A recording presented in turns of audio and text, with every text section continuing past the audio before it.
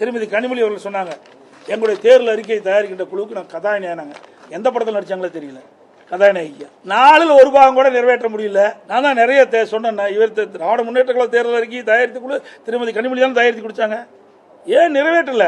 இதுவரைக்கும் நிறைவேற்றவே முடியல. நேற்று தினம் கூட திரு ஸ்டாலின் அவர்கள் தஞ்சைக்கு போகும்போது ஒரு நிகழ்ச்சியில் போகும்போது விவசாயிகள்லாம் போராட்டம் பண்ணி கைது பண்ற நிலைக்கு போயிட்டாங்க. நீங்க போய் மக்களை சந்திக்க முடியல, கொடுக்கப்பட்ட வாக்குறுதி நிறைவேற்ற முடியல.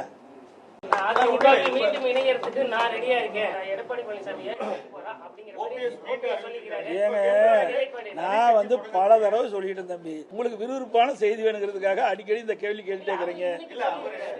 இது அன்னைக்கு தினம் தான் கேட்டு இருக்காரு, இன்னைக்கே கேட்டாரு.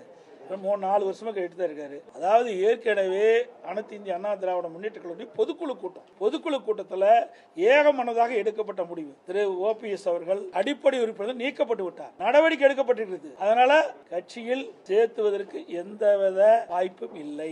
தயவு செய்து பத்திரிகை ஊடகம் உள்ளாம நல்ல செய்தி போடுங்க. நீங்க போட்டீங்களா போ, நாங்க ஜெயிச்சிருவோம். நீங்க ஒண்ணுமே செய்யாத அரசாங்கத்தை தூக்கி பிடிச்சிட்டு இருக்கிறீங்க. உண்மை செய்தி போட்டீங்களா போதும், நாங்க வெற்றி பெற்றுவோம்.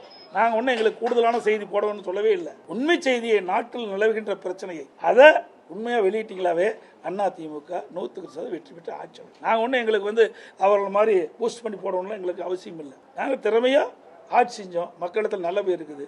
இன்னைக்கு திமுக ஆட்சி வந்த பிறகு ஒரு ஊழல் நிறைந்த அரசாங்கமாக மக்களுடைய பார்வைக்கு போயிட்டு எல்லா வகையிலும் இந்த அரசு தோல்விவிட்டோம்.